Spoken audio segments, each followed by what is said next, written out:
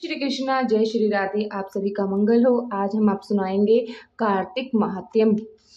आज हम आपको सुनाएंगे 23वां अध्याय। अगर इससे पहले के अध्याय आपने नहीं सुने हैं, आपको हमारे चैनल पे मिल जाएंगे, वो आप जरूर सुनिएगा। और लास्ट में हम आपको कार्तिक महीने में सुनाई जाने वाले गणेश की कहानी भी आपको सुनाएंगे, वो भी आप जरूर सुनिएगा। कार्तिक जो महीना है वो बहुत ही पावन और पवित्र महीना है, और इस महीने में जितना आप पूजा पाठ करेंगे उसका आपको हजारों गुना फल प्राप्त होगा। तो चलिए शुरू करते हैं। नारद जी ने कहा, हे राजन, इसी कारण से उद्यापन में तुलसी की जड़ में भगवान विष्णु की पूजा की जाती है। तुलसी का मूल प्रदेश भगवान विष्णु को प्रसन्न करने वाला है। हे राजन, तुलसी का पौधा जिस घर में वर्तमान है वह तीर्थ स्वरूप है, और उस घर में यमदूत कभी नहीं आते हैं। यह पौधा सब पापों का नाश करने वाला अभिश्रेष्ठ फल को देने वाला है।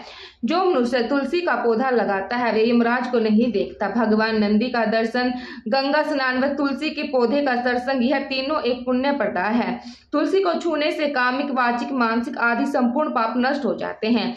जो प्राणी तुलसी के दल से भगवान का पूजन करता है वह पुण्य ग्रह में नहीं आता और निसंदेह जीवन मुक्त हो जाता है। तुलसी के दल में पुष्कर आदि समस्त तीर्थ, गंगा आदि नदियां और विष्णु प्रभात सभी जब देवता निवास करते हैं, तो तुलसी के पौधे के पास जो अपना प्राण विसर्जित करता है वह चाहे कितना भी बड़ा पापी क्यों ना हो, उसे यमराज नहीं देख सकते। हे राजन, जो लोग तुलसी के कष्ट का चंदन लगाते हैं वह सहज में मोक्ष को प्राप्त होते हैं।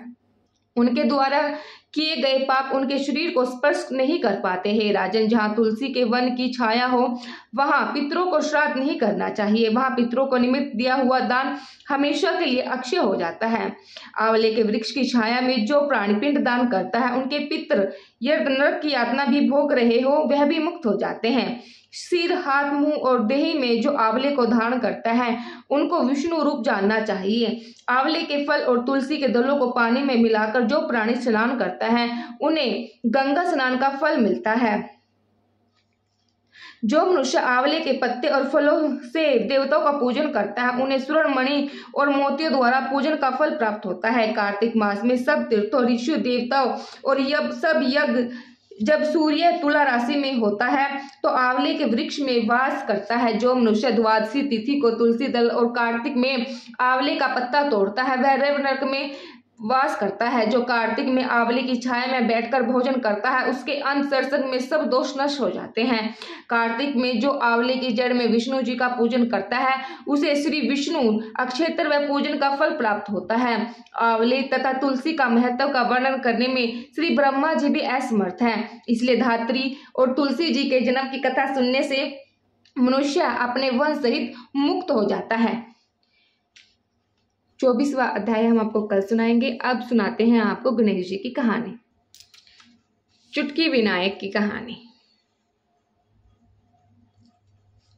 एक बढ़ाई था, वह 4 सोटे रोज घड़ा करता था। दो से तो अपने बच्चों का पालन पोषण करता और 2 सोटे चुटकी विनायक के नाम के रख दिया करता था। एक बार सौपन में आकर चुटकी विनायक महाराज जी उसे कहने लगे कि सारे शहर में बहती आएगी, तेरा कुछ नहीं बिगड़ेगा। वह कहने लगा, अच्छा। अगले दिन सारे शहर में बहती आ गई। राजमहल, दुमहल सारे बह गए। उसकी झोपड़ी गंगा के किनारे भी नहीं भई। सिपाहियों ने देखा, राजा से जाकर कहा कि राजा साहब, पहाड़ी की तो झोपड़ी गंगा के किनारे भी नहीं बही, हमारे तो शहर में सारा पानी भर गया। राजा ने कहा, अच्छा।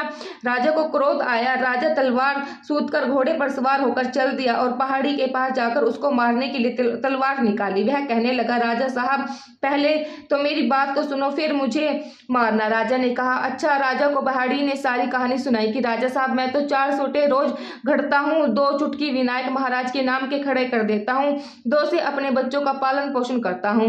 राजा ने कहा, अच्छा। चुटकी विनायक महाराज की इतनी महिमा? बढ़ाई ने कहा, हाँ महाराज।